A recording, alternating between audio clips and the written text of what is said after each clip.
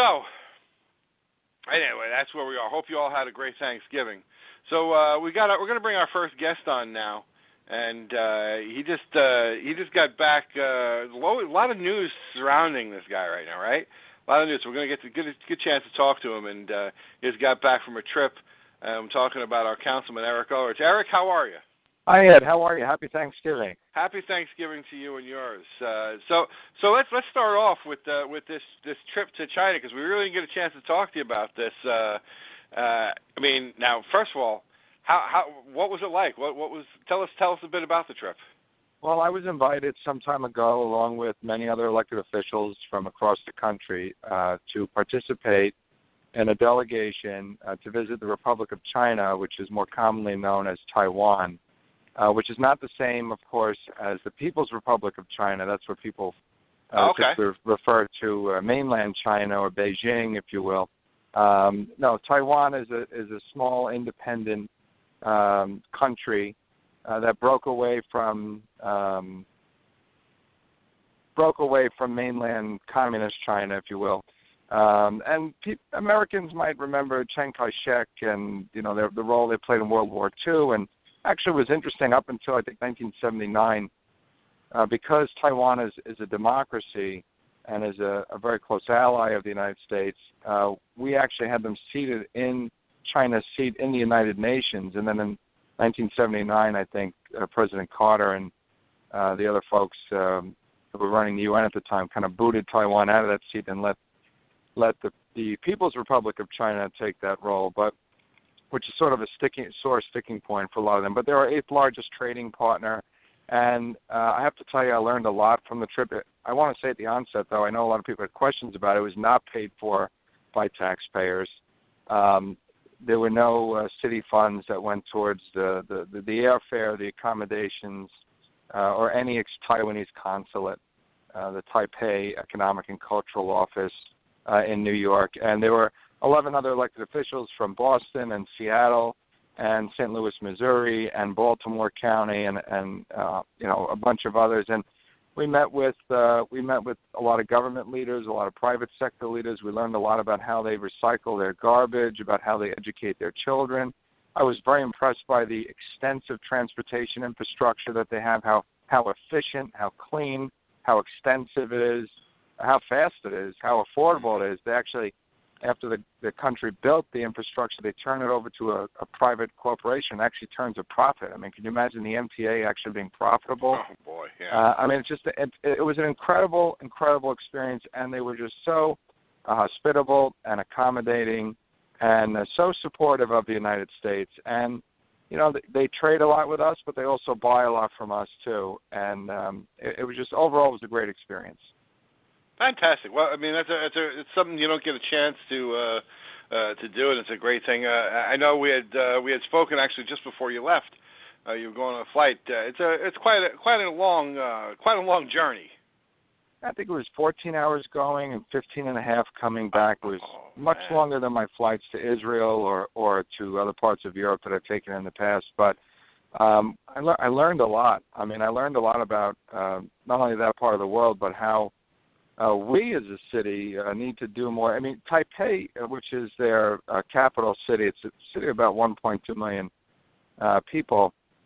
They recycle 60% of their waste. The other 40% goes to the landfill. We're not even close to that in New York. They're also a smart city. The whole city's on Wi-Fi. Every inch and every part of the city, you're on Wi-Fi. New York, you're lucky if you can get Wi-Fi apartment, even if you're paying for it. But it's an incredibly efficient, technology-driven culture, and they really are light years ahead of us in high-tech manufacturing and even trademarking and registering their ideas and their products. It's an incredible. A lot of their stuff is also a lot of the goods that they actually produced are made prefabricated, indoors, 24/7, controlled environments. They're building airplanes inside these massive facilities and computer parts and all sorts of things that they then turn around and sell to us in other parts of the world. It's a very wealthy country too. I mean, their economy is booming. They have very low unemployment. The kids are actually learning skills that they can use for jobs. A lot of them come here for college. We know that. We see them at NYU and all across the CUNY system. Mm-hmm. And but unfortunately, we educate some of the smartest minds in the world, and then we send them back to their home countries, whether it's China or India or Pakistan or so many other parts of the world where a lot of these really bright kids come from. And we got to do something about that because we're losing a lot of good talent and a lot of innovative minds to other parts of the world. Money and time educating them, they go back to their own countries and invent and build and create jobs there. So it's really an eye opener for someone like me, as a member of the government here, a government official, and a decision maker, even at the low level of the city council. Just how much we have to learn from these other major cities across the world that are doing things at a much more efficient and faster pace than we are.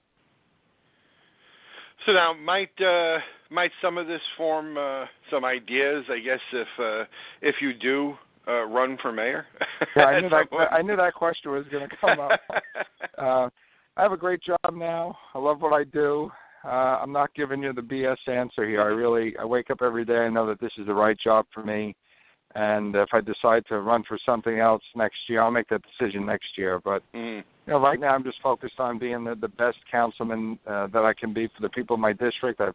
I enjoy interacting with my constituents. I answer their emails personally. I'm on Facebook 24/7, and I really do get a lot of satisfaction from helping just one person at a time. That's not something you can do when you're the mayor or citywide elected official. So, I'm going to talk with my family and talk to my constituents and my supporters and say, hey, if this is something that you think I ought to do, then I'm going to take it seriously. But if not, I'm happy to ride out my last term. I can run one more time, and if I don't run for mayor, I'll run for my last term on the council. And if I do that, I'll tell you I have every intention of making it the most productive term that I've ever served. I don't want people to say, oh, the guy, in that last term, he really put it on autopilot.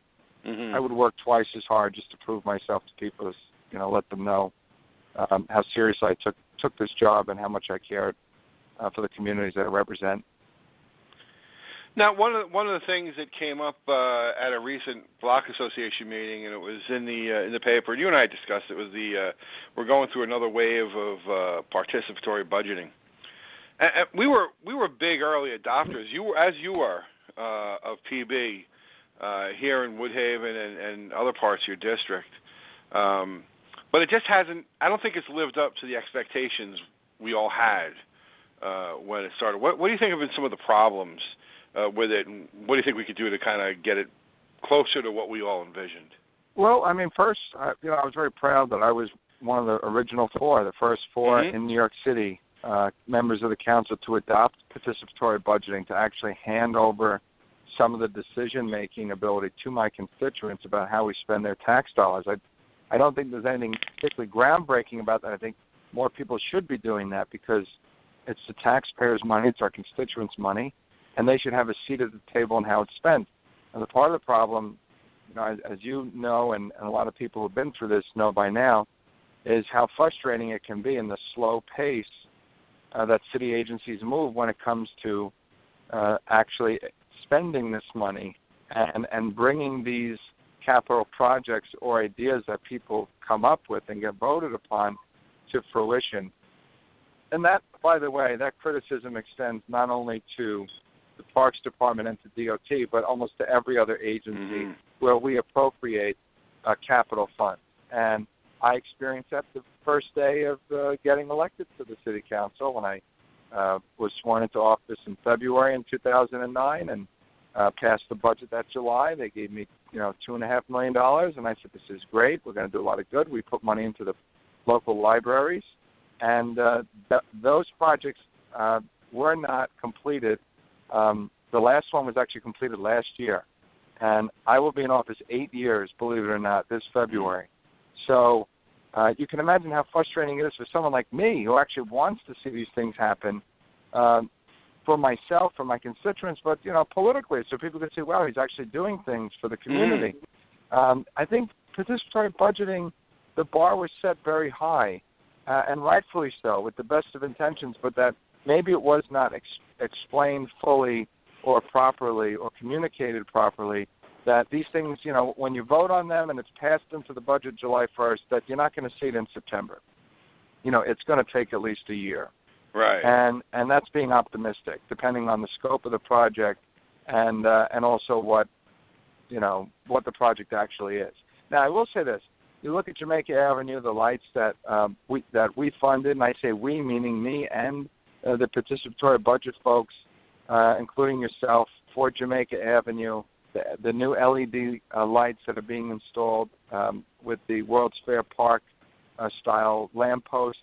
The pilot, I was told this week by DOT, passed. So the new lights that were recently installed at Jamaica Avenue and Woodhaven Boulevard, hopefully, and I say this hopefully, in the next six months, maybe 8, but I'm pushing DOT to make it within the next 6 months. You're going to see that up and down the entire stretch of Jamaica Avenue, from from Dexter Court all the way down almost to Lefferts Boulevard, so into Richmond Hill. So we're really excited about that. I think that'll be a visible sign of PB that works and that people voted upon and really wanted to see happen. I think that actually happening and being completed, I think that is going to go a long way to buying us some more credibility with the people in the community that say, hey, why should I even bother voting anymore? I vote for these projects, I never see them happen. Sure, yeah. They do happen. It just takes a long time. And the city procurement process, the design phase, the bidding process itself, the contracting, the registering with the controller's office, the whole 9 yards, it's a long process. And I would say it's a process that takes too long. I think it's probably twice as long as it needs to be.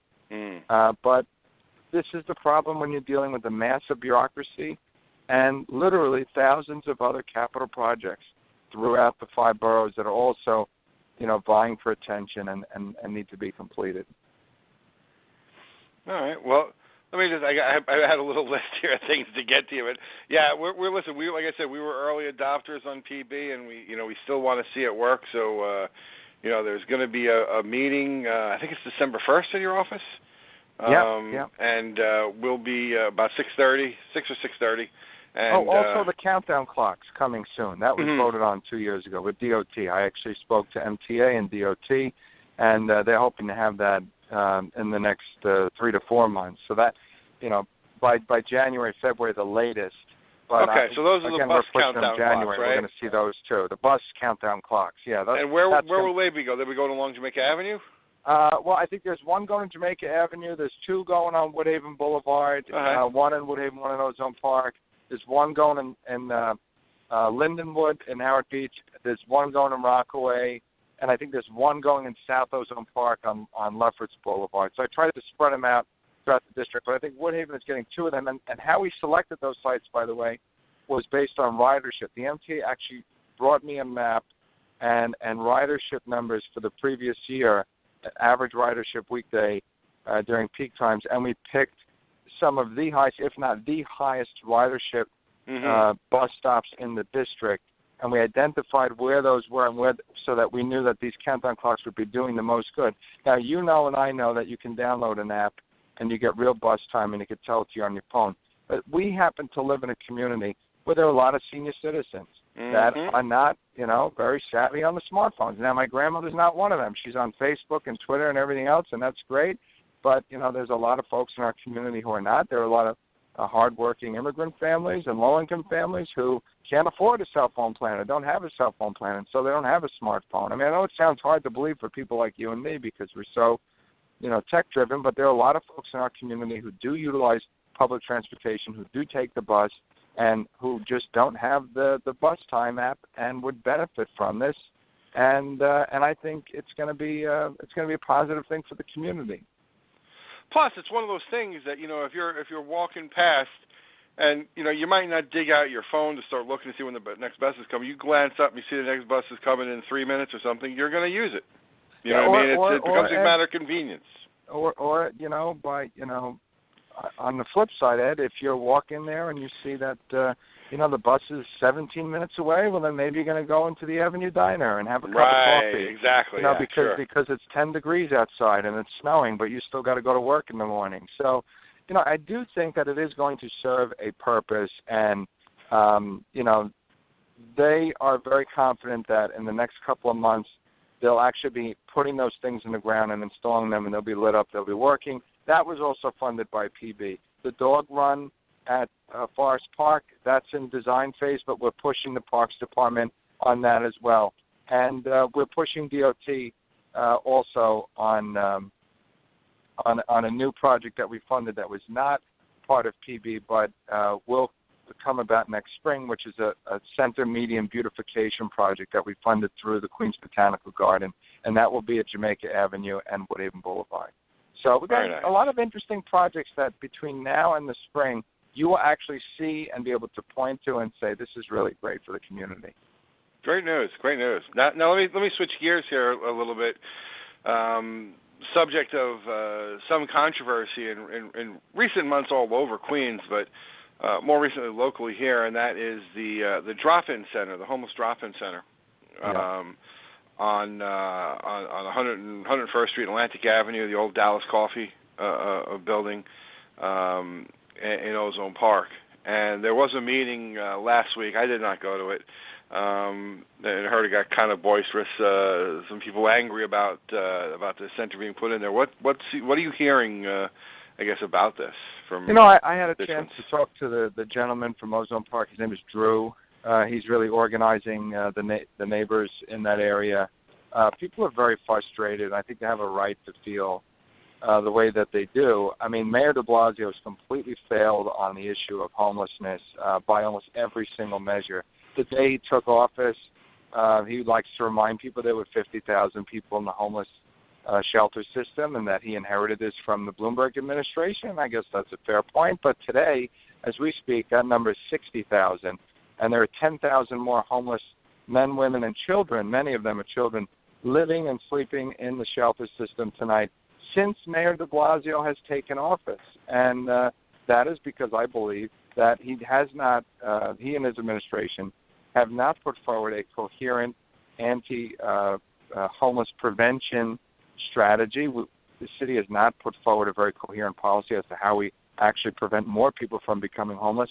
And the other problem is the mayor has not done a very good job on the issue of affordable housing. And New York City is becoming a more and more expensive place to live, and people simply can't afford to stay in their apartments and to stay in their homes. And when they get kicked out of their apartments or the house goes into foreclosure and they have no relatives to stay with, they go to the city shelter system. And Mayor de Blasio's only answer seems to be renting out motels and hotels, which is really not a very good solution for the people that have fallen on hard times.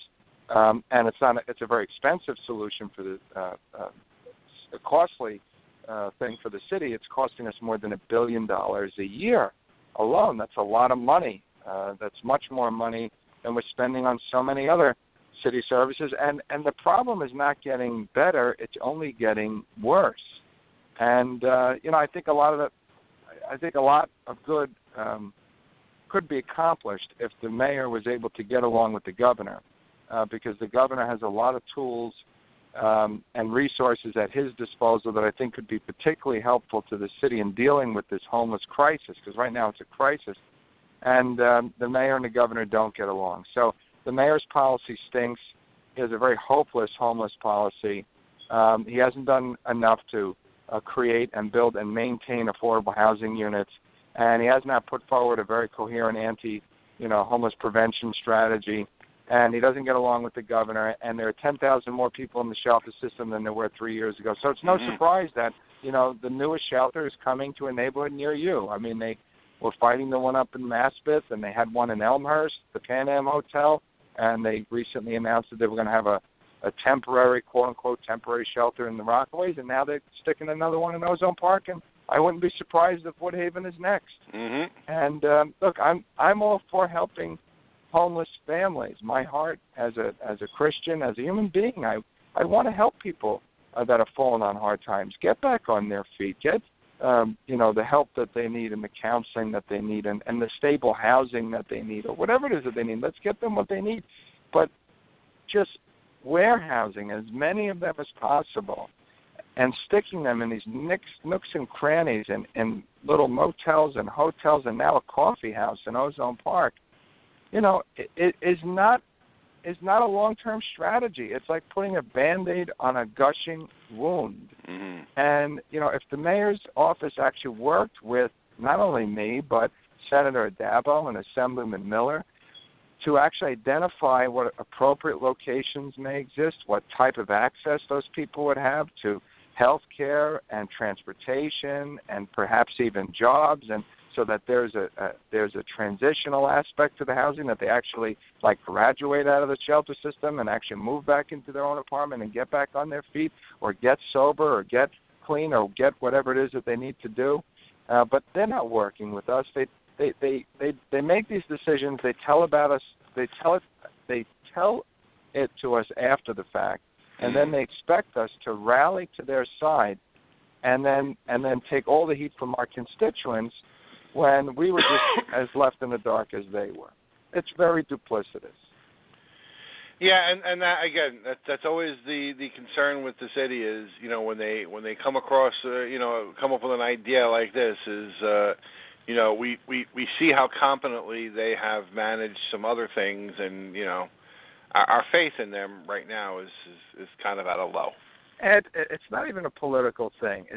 Look at the facts. 10,000 more people in the shelter system than 3 years ago. That's a failure. And more panhandlers on the streets, on the subways, on the street corners. I think we're going backwards. We're not going forward. And whatever the mayor's doing, or he says he's doing, it's not working. Things are getting worse. They're not getting better. And someone has to hold him accountable, and that's part of my job. But I have to say that I'm very lucky to work with Assemblyman Miller and Joe Dabo and some of the other electeds in Queens, because they have been very, very vocal in criticizing the mayor's handling of this issue. Again, we're not attacking homeless people. We're attacking the mayor's homeless policies, the failed policies that have led us to this point. All right. Well, listen, I want to, as always, thank you for giving us some time tonight. It was good catching up with you. And it's always great to be on your show, and I'm spending a nice, quiet evening home with my wife, my wonderful wife, and my daughter. We just put her down for bed. And, at the end of the day, I always say this, and I truly mean it. I'm honored to be the city council representative for the people of Woodhaven and my district, but the most important job I have is being a good dad and just trying to take care of my family. So if I don't always get to join you on a Friday night, you know where I am. But it's always good to be with you, really. Thank you, my friend. Listen, you have a great weekend. Have a great night. Have a good show, too. All right. Thanks a lot, brother. Be good. All the best. Bye-bye. And that's our city councilman, Ulrich, checking in. And